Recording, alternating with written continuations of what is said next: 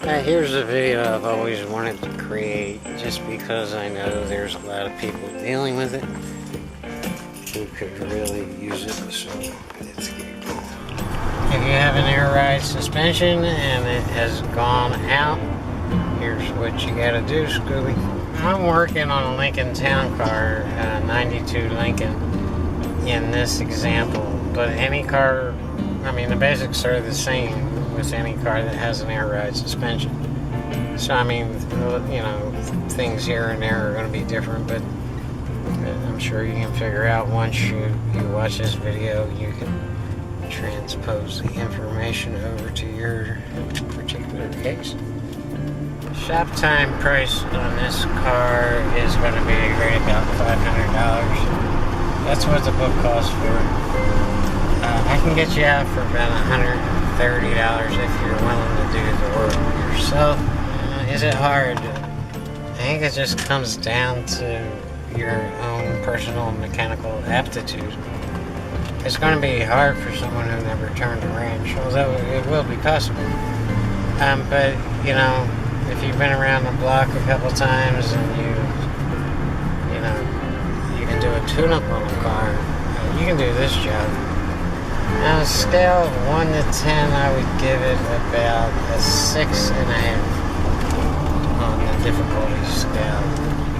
Most people who watch YouTube videos like this to see and decide if they can do it. That's their first step. And then they might go back a second time if they decide they can do it, and kind of get into the details of doing it.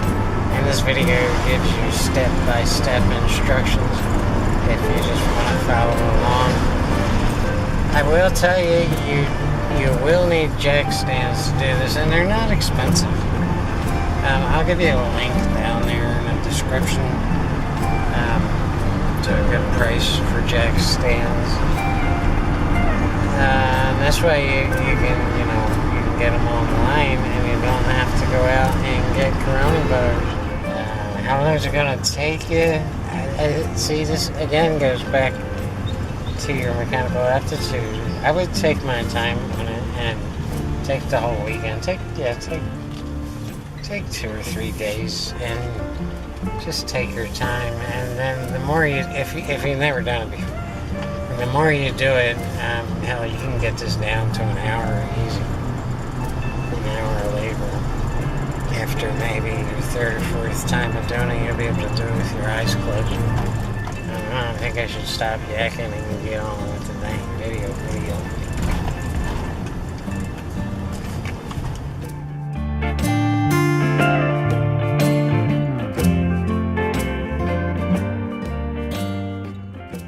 Before determining how you want to proceed with this job, it's best to check the basics like the fuses to see if the compressor, if any wires are disconnected or the air line itself is disconnected, no air is getting to the airbags. And here you see me accessing the compressor, which is under the air filter, and you have to take the air filter box off too. And you're going to have to take this windshield wiper fluid reservoir out too. And then once you get that out, there's a panel right there underneath. See, it says number 9 or number 6 on it. And that's where your compressor is right there. And you're just looking to see if the lines are hooked up. And if they are and the fuses are right, there's no reason it should not be working.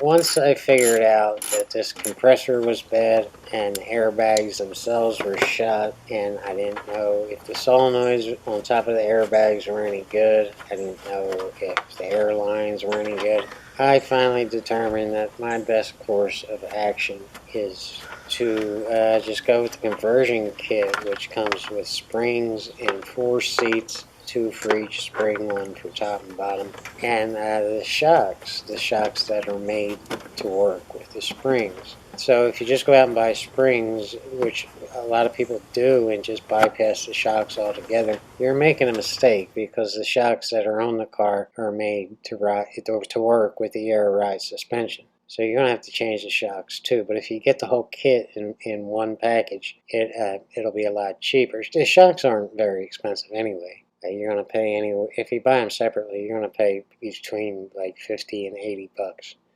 If you buy them with the kit, you get a great deal on both the springs and the shocks. And I'll show you my receipt for my kit at $128.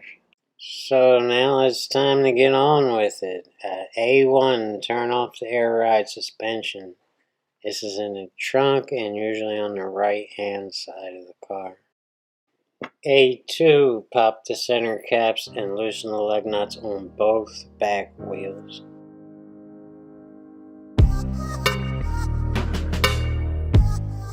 A3, jack up the driver's side of the car.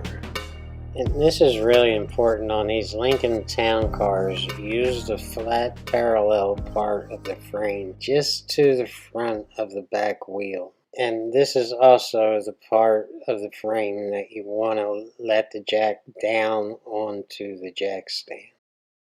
A4, remove the driver's side lug nuts and take off the wheel.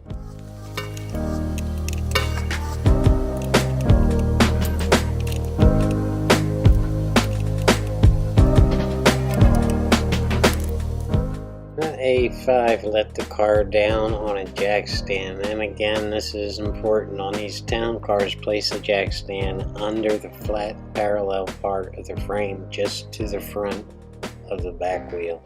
And A6, now's the time to step back and take a good look at the situation.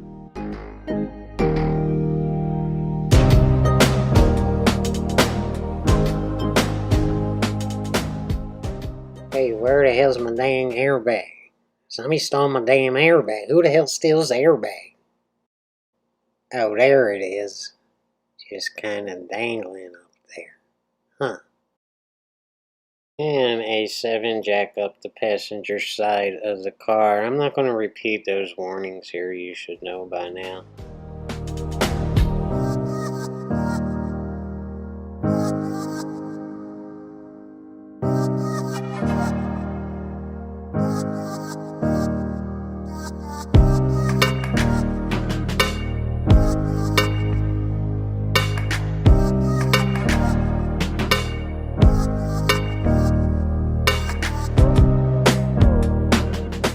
A8, before you let it down on the jack stand, remove the passenger side lug nuts and take off the wheel.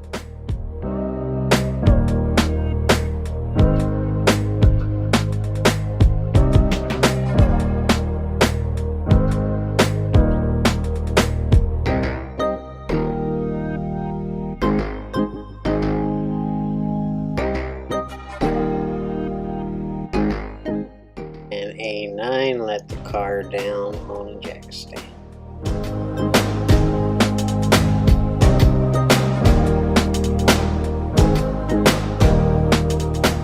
A10, just take the time to take a good look around and examine the situation.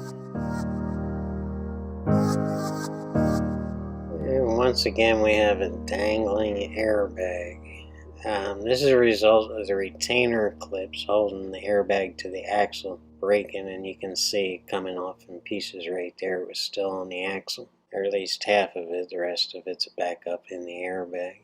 And that's what we got. It's from sitting so long. That's all there is to it. The airbag was, the whole weight of the car was pushing down on the airbag, pushing down on the axle, and pushing down on that retainer clip, and a little bit of moisture gets in there and they rust and they break. So if we walk around to the driver's side, we can see the same situation with the retainer clips staying in the axle and all broken up. Now if your clips didn't break and your airbag is still in place, it's just a matter of taking a screwdriver and just prying up on that bag until it pops loose. Step A11, locate and remove the clip that holds at the top of the airbag in place. And I'm going to give you a look at what this looks like with the airbag off the car so you can get a better idea of what I'm trying to do while it's in the car. I'm going to start with the passenger side of the car. So here's a good look at the clip that holds the top of the airbag in, and this is pretty much all that's holding it in place. So now it's the process of locating and removing that clip, and if you look up above the frame, you can barely see it right there, and if you move that airbag around a little bit, you'll be able to get a better idea of how the solenoid is hooked up and how that clip is hooked in there. And yeah, they don't give you much room to work, but you're just going to have to do the best you can. Just stick a heavy long screwdriver in there and pry the dickens out. Oh, that one was easy. Some of them are a pain in my buttocks. I-12, locate and remove the clip that holds the solenoid in place. And once again, I'll give you a view with the airbag off the car so it'll give you a better perspective of what I'm trying to do here. There's the clip, and that keeps that solenoid from turning and disconnecting from the airbag. And now you can turn it. And to give you a better shot of how this solenoid is connected, you can see it turning counterclockwise, pulled out, and that will release any air pressure inside the bag. Once that's done, turn it counterclockwise again and pull it straight out. Now there is an O-ring, and it should be either on the solenoid or in that connector right there. And to show you how it goes back in, it's just the opposite. Turn it clockwise, push forward, and turn it clockwise again. And then put the clip on. I'll have a little bit of play in both the airline and the wiring connector. So maneuver the airbag down a little bit just so you can reach that solenoid. I've looked at airbags from both sides now, from near and far, and still somehow.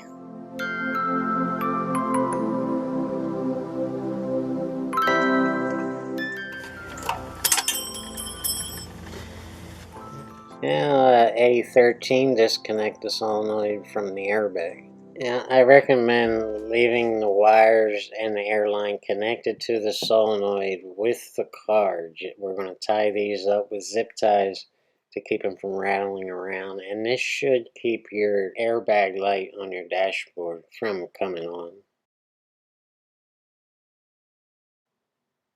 And here we see a good look at the broken clip.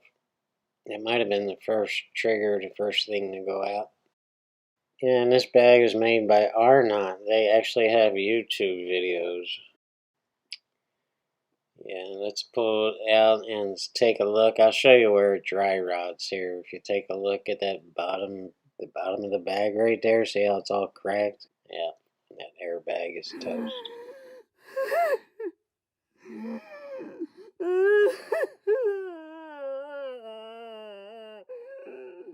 A14, jack up the side of the car that you're working on the axle. You need to take some weight off that axle so it takes weight off the shock.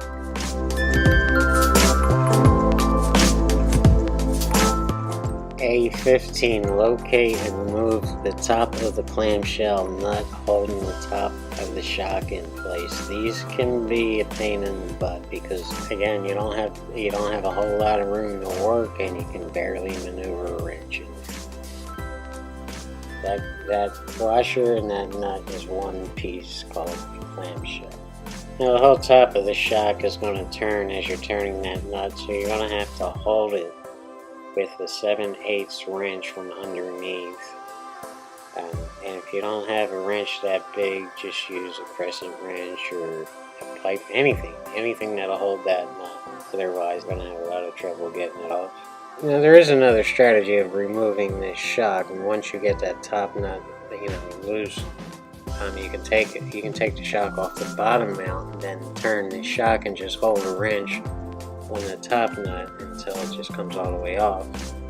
On this particular shock, there's a plastic shroud around it, which complicated the issue, but in this next clip, I'll show you what I'm talking about. I will be using this strategy to put the new shocks on because they're a little bit different than the stock shock with the plastic shroud around the top of it, and it was a little bit easier to do with the new ones. A16, remove the nut holding the bottom of the shock to the mount. Now it's interesting how they made these at the factory so one guy with an impact wrench could put a shock on in 5 seconds. But 28 years later, things are a different story when you go to take them off, and I'll show you what the problem is. Because the bushings on the shock, those rubber pieces right there, are a little bit dry rotted and worn out and old, this side of the bolt is going to start turning on you. And you can get it off to a point, but then it's going to be a little bit tough and you're going to have to figure out a way to hold it. Now that center nut right there is welded onto the stud, so you're going to have to find a way to hold that, and getting a wrench in there is a little bit trickier than you think because you need one of those super thin wrenches. I use a pair of vice grips, just clamp it on there and don't have a problem with it. Once you get that nut off, you're going to have to put a crowbar or something in there to pop that shock out of there. Alright, step A17, remove the shock. Yeah, I just used the breaker bar and just pry between the mount and boom, it's out of there. Now, while we're here, I was curious about whether or not these shocks were still any good. So here's how you test them. You just compress them all the way and see if they come up by themselves all the way to the top. Shocks, unbelievably, are still good, but the bottom bushings need to be changed out.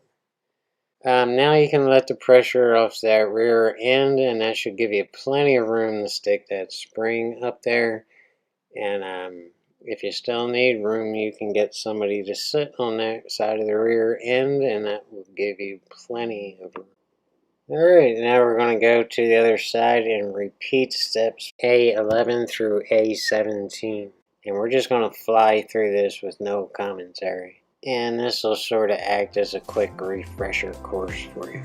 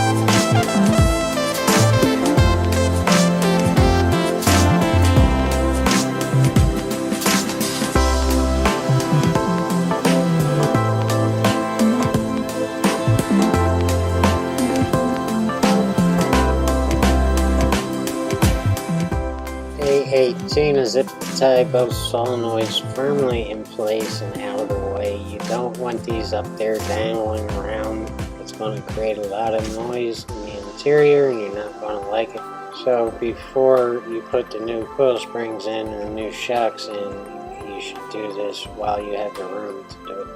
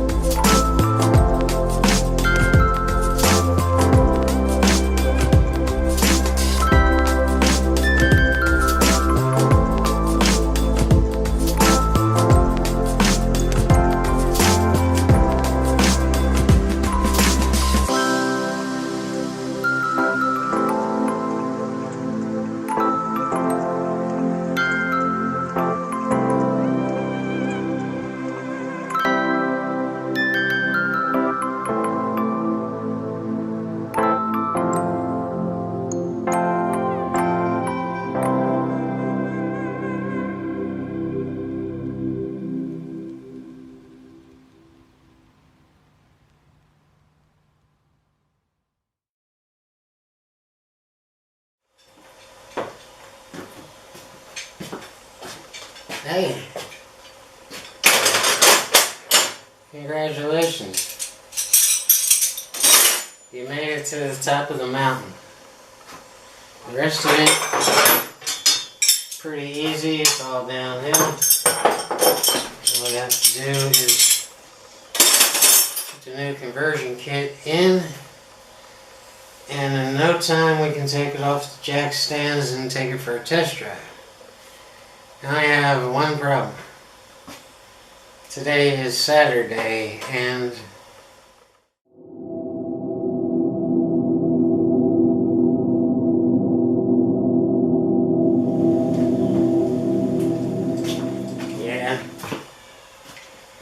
oh well. Now I'm just going to sit here for 3 days and drink beer. That's what I'm going to do. I don't know what you're going to do. Breaker bar, it's not completely necessary, but it's pretty darn handy. Yeah, I took out way more tools than I needed. I thought I was going to need this. It's a rubber mount. Comes in handy too. These things, it's like a surgeon's tool. I thought these would come in handy when I took those clips off at the top of the airbags. Didn't work. This pry bar kicks butt. I can talk about tools all day. Before you throw the airbags away, you should take the clips off and the O-rings off and file them away, because you never know when you're going to need them. Another handy gadget. 5-pound sledge.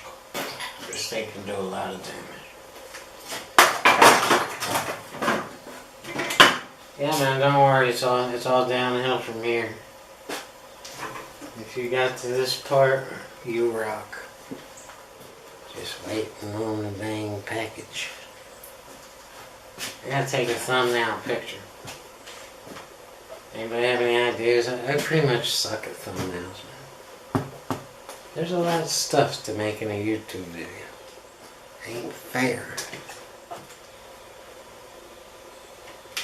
Y'all need to come on over here and drink some beer. Bring and get fiddle too. I'll sing you a song. I'm a good singer. I believe it's time to lock up this toolbox. Go take me a nap. Speaking of pry bars. Ooh! Look at that bulldozer. Alright, come on. Stop all this nonsense and get a haircut.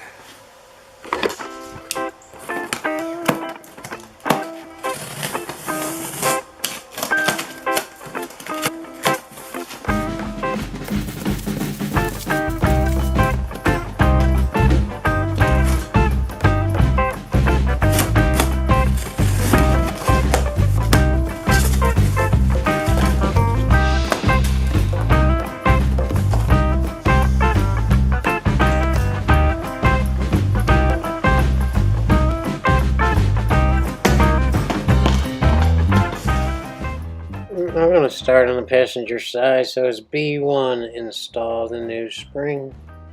Now, if you're working by yourself, you're going to have a little bit of a problem putting this spring on, because as you stick it up there, you're going to see that you need about another 1.5 inches more of clearance.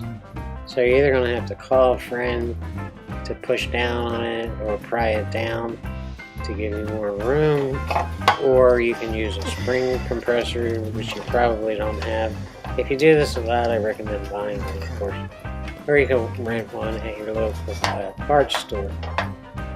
I chose to get a little bit more creative, and I'm about to show you right here. This is not dangerous. I know this is going to come up and people are going to say it's dangerous, but it's not as dangerous as it was. You know, another method of doing this, which if you ask me is dangerous, is taking a crowbar and prying up under that spring in order to try to get it seated. I would not recommend doing that at all. In fact, that should be your last option. I mean, you're not jacking up the frame, you're jacking down the axle. The frame isn't going anywhere, it's just going to push down on that axle when you go jack it up.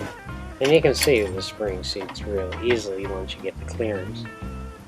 And just lower it down slowly, take another good look at it, make sure it's seated, and there you go. No fuss, it's seated well. Using a bottle jack would probably work a little bit better, but most people don't have bottle jacks, so I just do it this way. I'm still making sure that spring is seated. I want to make sure, and you might notice that I didn't put the spring seats in, and that's because they didn't fit. They were too small, and I thought about nulling the edges and just stretching the rubber to make them, you know, to just force them to sit. And I figured, you know, no, you don't need it. You're not going to get any excess noise or anything. We're staying on the passenger side, and B2 is installed a new shock. Now, you're looking at the bottom of the shock, and this bolt that goes through the mount has to be pressed into that bushing. And I recommend highly not hammering it in there. It's a very tight fit.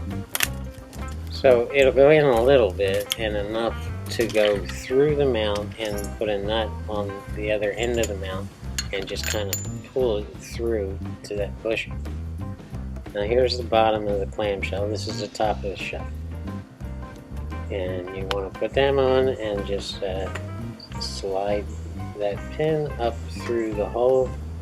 And this can be a little bit tricky. You want to have the top of the clamshell in your left hand, and you're going to have to figure out a way to hold that and kind of lay the clamshell in place and just slide the pin, the top of this shock, into the hole in the clamshell. Then you can collapse the shock a little bit and lay it on the axle to keep it from, you know, just falling out of there. And then you're going to have to get the nut on that pin and start screwing it in. You follow me on that? It's a little bit tricky. I'm going to show you what I'm doing here. In my left hand is the nut, and I'm trying to get it started and those threads on that pin. You hold it, see, I just dropped it. Again, the problem is they don't give you any room to work here. I'm going to show you what I'm doing, and I have to hold that nut between my two fingers like that and turn the bottom of the shock into the nut. And so it starts threading onto that pin. Yeah, I mean, they could have made this to make it a little bit easier on the mechanic, but you know, they don't care. They didn't. They do it, whatever is the fastest way to produce these on the assembly line is what they're doing. I got the nut started. You can see me turning the shock, and I'll keep doing that. I'll keep turning that shock and holding that nut until it starts tightening. Then once you have it hand tight, hold the bottom of the shock and then start turning the wrench until you have it tightened enough for your liking. It does not have to be super tight. The bushings will push up on that nut and keep it tight.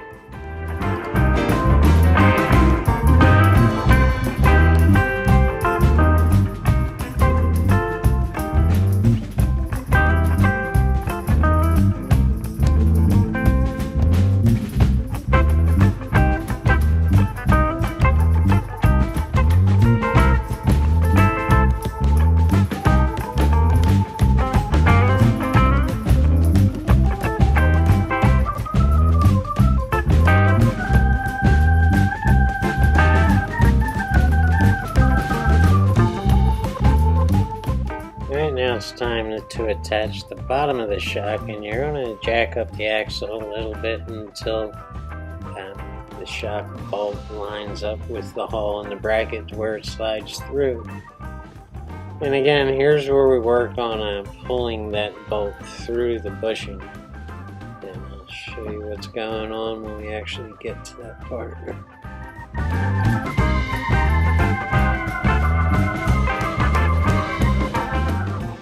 These shocks come with spacers, one for each shock, and I'll show you where that goes, but right now we're not going to put that on. All we're concentrating on doing is pulling that bolt through the bushing. So we're going to put the nut on the end of the bolt and just tighten it up as far as it can go just to get that bolt through the bushing, and this will make more sense to you in the coming graphics here.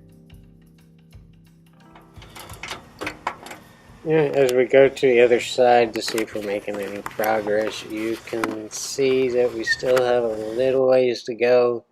The head of that bolt has to be pressed up against that bushing right there. And then we'll loosen up the nut all the way, take the shock out, and put the spacer on, and you should have plenty of room to get a lock washer and the nut on the other end. And here's where the spacer goes between the bracket and that bushing right there.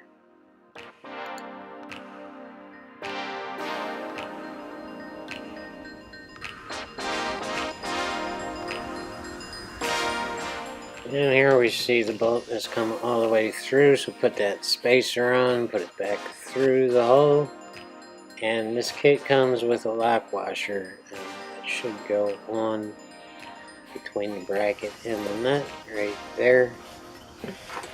Just go ahead and tighten it down as hard as you can.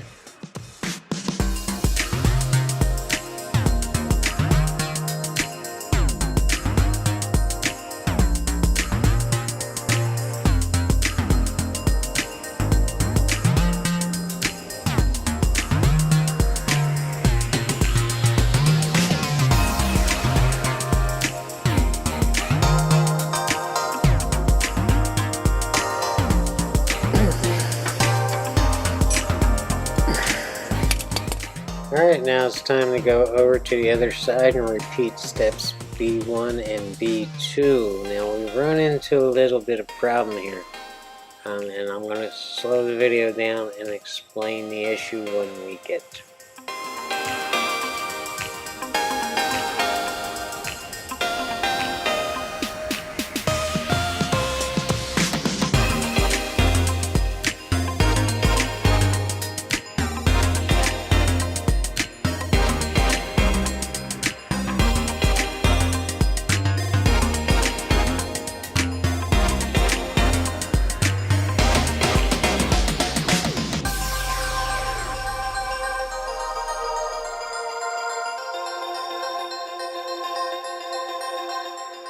Alright, the spring went on fine, but when it came to mounting the top of this shock, there's absolutely no way, and they just don't give enough room, and there's no way to get that clamshell on there, or any decent way to get that nut started on there. So I'm going to have to crawl underneath the car, all the way under, and reach up and try to access the top of that shock from underneath the car on top of the shock mount. And this too took some time and is not easy. I did my best to get it started from the outside, but just eventually just conceded to it and just figured I'm going to have to find a better way, and this is the better way that I found. So bear with me here as I show you what I'm doing. This is tough, but it is possible. Just don't drop that bushing or the washer or the nut, and you'll be okay. If you're just feeling around up there for that pin at the top of the shock, and just kind of going on instinct and experience here. For a second I figured I'm going to have to take those solenoids back off and just untie them and just, you know, tie them up somewhere else because was running out of room.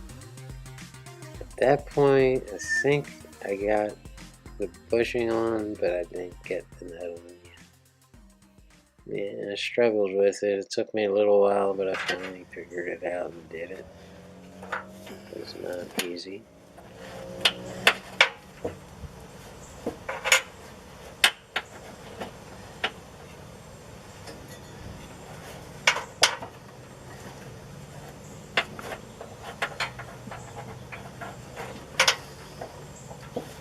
You know, right here you can see me putting a washer between those two fingers like that, and just kind of doing my best to get it up in there. It was not easy. Just gotta stay persistent and do your best not to drop stuff.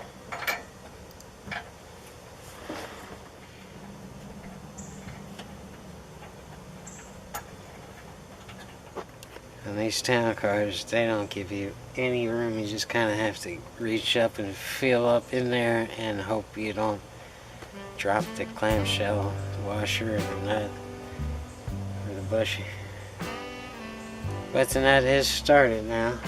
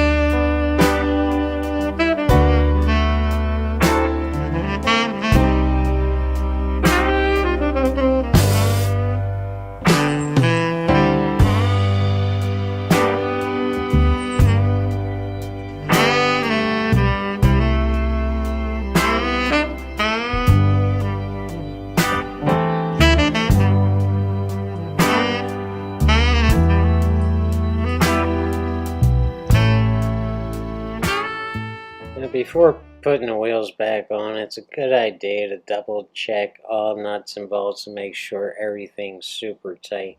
This is a step that some people skip and they wind up regretting it.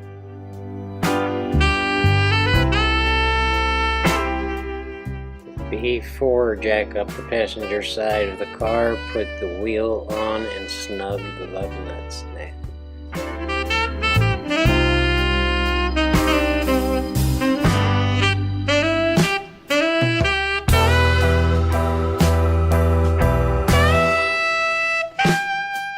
B5, pull the jack stand out, let the car down, and tighten the lug nuts all the way.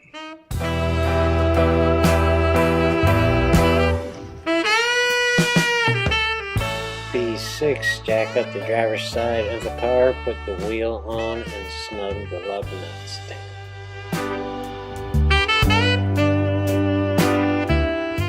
B7, pull the jack stand out, let the car down, and tighten the lug nuts.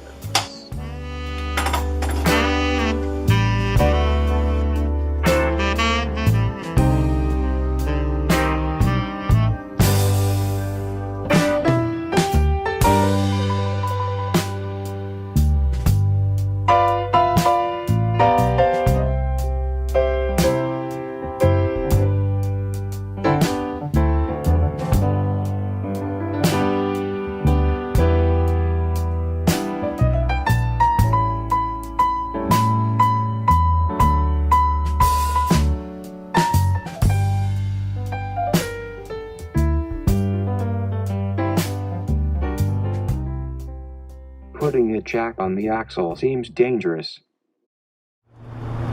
It's not dangerous. You're jacking down on the axle, you're not jacking up on the car. It'd be best done with a bottle jack if you're by yourself, but most people don't have bottle jacks.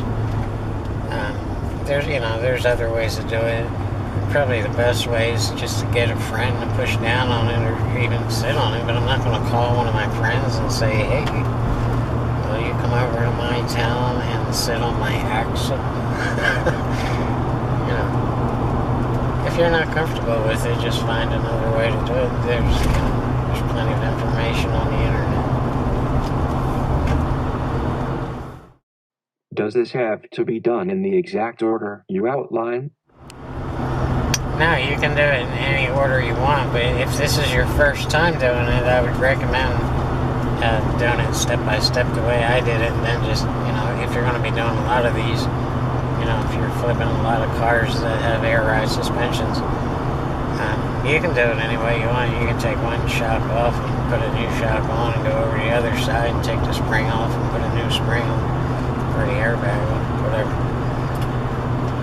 I did it this way because in some how-to videos on auto repair on YouTube, once the person is under the car, sometimes it's a little confusing about what side of the car is this guy on, and it has potential to confuse the people, so I wanted to do it in a way to avoid any confusion at all. And so I wanted the viewers to know, look, I'm on the driver's side right now, and here's what it looks like upside down underneath the car, so they could get a perspective throughout the whole video of where I am and what I'm doing. Are you affiliated with Parts Geek? No, I'm not affiliated with Parts Geek. I am affiliated with Amazon, but Parts Geek had a better price on higher quality parts. And too many YouTubers are actually making advertisements and commercials that appear to be how-to videos, but what they're actually doing is just trying to get an audience in there to click on those affiliate links and make them more money. And I don't make YouTube videos to get rich. I do it to help people. And that's how, you can believe that or not. If I was doing this for money, I would definitely share the Amazon link, because that's what's going to make me a couple more nickels and dimes. But Amazon didn't have the quality of parts at the best price. They just didn't. Not in this particular job. So, what you can do is believe me or not believe me, but that's the God's honest truth.